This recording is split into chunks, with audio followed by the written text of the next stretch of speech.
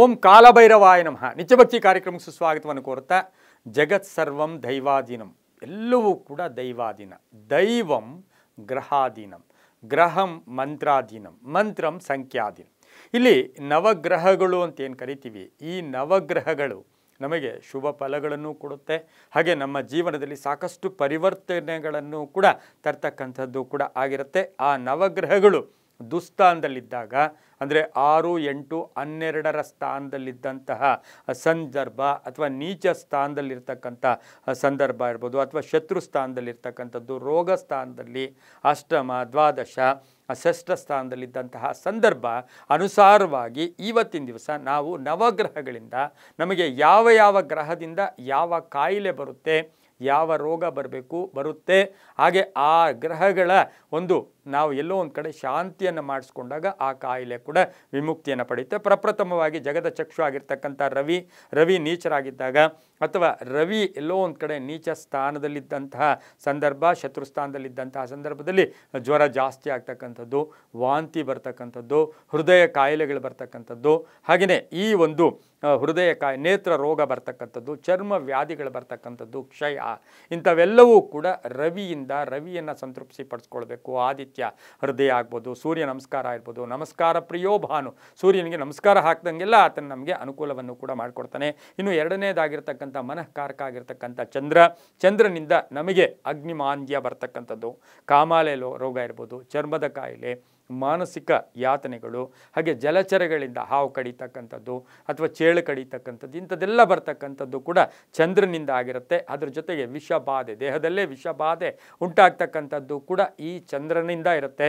ಸಣ್ಣದಾಗಿ ಹೊಟ್ಟೆ ನೋವ್ತಾ ಇದೆ, ಮನಸ್ಸು ತುಂಬ ಕಿರಿಕಿರಿ ಅಂದರೆ ಅದು ಚಂದ್ರನಿಂದ ಆಗಿರುತ್ತೆ. ಚಂದ್ರನ ಸಂತೃಪ್ತಿಗಾಗಿ ಚಂದ್ರನ ಶ್ಲೋಕ, ಚಂದ್ರನ ಮಂತ್ರ, ಹಾಲಿನ ದಾನ, ಅನ್ನದಾನ ಮಾಡ್ಕೊಳ್ಳೋದ್ರಿಂದ ಒಳ್ಳೆಯದಾಗುತ್ತೆ. ಇನ್ನು ಮೂರನೇದಾಗಿರ್ತಕ್ಕಂಥ ಅಂಗಾರಕ, ಕುಜ, ಮಂಗಳ ಗ್ರಹ ಆಗಿರ್ತಕ್ಕಂಥದ್ದು.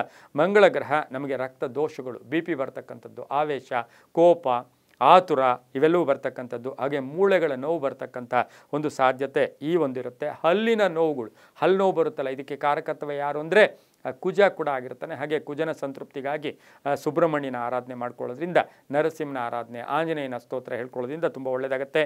ಇನ್ನು ನಾಲ್ಕನೇದಾಗಿ ಬುಧ ಗ್ರಹ ಅಂದರೆ ಶಿರೋಬಾಧೆ, ತಲೆನೋವು ಬರ್ತಕ್ಕಂಥದ್ದು, ರಕ್ತಹೀನತೆ, ಬುದ್ಧಿ ಮಾಂದ್ಯತೆ ಬರ್ತಕ್ಕಂಥದ್ದು, ಜ್ಞಾನಕಾರಕ, ಹಾಗೂ ಬುದ್ಧಿ ನಮಗೊಂಥರ ಚಂಚಲ ಆಗಿಬಿಡುತ್ತೆ.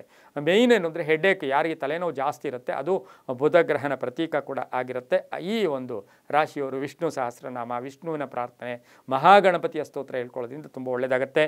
ಇನ್ನು ಐದನೇದಾಗಿರ್ತಕ್ಕಂಥ ಗುರು ಅಪುತ್ರ ಯೋಗ, ಮಕ್ಕಳ ವಿಚಾರದಲ್ಲಿ ತೊಂದರೆಗಳು, ಮಕ್ಕಳು ದೂರ ಹೋಗ್ತಕ್ಕಂಥದ್ದು, ಮೂರ್ಛೆ ಹೋಗ್ತಕ್ಕಂಥದ್ದು, ಆಮೇಲೆ ಹೊಟ್ಟೆ ನೋವು ಬರ್ತಕ್ಕಂಥದ್ದು, ಇವೆಲ್ಲವೂ ಕೂಡ ಗುರುವಿನ ಅನುಗ್ರಹ. ದತ್ತಾತ್ರೇಯನ ಸ್ತೋತ್ರ, ಸಾಯಿಬಾಬಾ ಸ್ತೋತ್ರ, ಶಿರಡಿ ಸಾಯಿನ ಮಾತ್ರ ಹೇಳ್ಕೊಳ್ಳೋದ್ರಿಂದ ತುಂಬ ಒಳ್ಳೆಯದಾಗುತ್ತೆ. ರಾಘವೇಂದ್ರ ಸ್ವಾಮಿಗಳ ಸ್ತೋತ್ರ ಹೇಳ್ಕೊಳ್ಳೋದ್ರಿಂದ ಒಳ್ಳೆಯದಾಗ್ತಕ್ಕಂಥದ್ದು. ಇನ್ನು ಆರನೇದಾಗಿರ್ತಕ್ಕಂಥ ಶುಕ್ರ ಗ್ರಹದಲ್ಲಿ ನಮಗೆ ಮೂತ್ರ ರೋಗ ಬರ್ತಕ್ಕಂಥದ್ದು, ಗರ್ಭಕೋಶಗಳು, ಹಾಗೆ ಶುಗರ್ ಬರ್ತಕ್ಕಂಥದ್ದು, ಮತ್ತು ಜನನೇಂದ್ರಿಯಗಳ ತೊಂದರೆ, ಇವೆಲ್ಲವೂ ಕೂಡ ಶುಕ್ರ ಗ್ರಹದಿಂದ ಬರ್ತಕ್ಕಂಥದ್ದು ಆಗಿರೋದ್ರಿಂದ ದೇವಿಯ ಸ್ತೋತ್ರ, ದೇವಿಯ ಪಾರಾಯಣ, ದುರ್ಗಾ ಸ್ತೋತ್ರ ಹೇಳ್ಕೊಳ್ಳೋದ್ರಿಂದ ಬಹಳಷ್ಟು ಶುಭ ಆಗುತ್ತೆ. ಇನ್ನು ಏಳನೇದಾಗಿರ್ತಕ್ಕಂಥ ಶನಿ ಭಗವಾನರು ಮಂದ ಬುದ್ಧಿ, ನಮಗೆ ಬುದ್ಧಿ ಎಲ್ಲೋ ಒಂದು ಕಡೆ ಆ್ಯಕ್ಟಿವ್ನೆಸ್ ಇರೋದಿಲ್ಲ.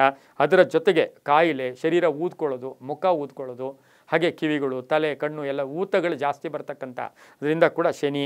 ಆಮೇಲೆ ನರಗಳ ದೌರ್ಬಲ್ಯ, ನರಗಳ ಹೀನತೆ, ಆಮೇಲೆ ಒಂದು ಸುಮ್ಮನೆ ಇದ್ದಕ್ಕಿದ್ದಂಗೆ ನಾವು ಸುಸ್ತಾಗಿರ್ತಕ್ಕಂಥದ್ದು ಕೂಡ ಶನಿ ಭಗವಾನರು. ಹನುಮನ ಸ್ತೋತ್ರ, ಕಾಲಭೈರವನ ಸ್ತೋತ್ರ ಹೇಳ್ಕೊಳ್ಳೋದ್ರಿಂದ ತುಂಬ ಒಳ್ಳೆಯದಾಗುತ್ತೆ.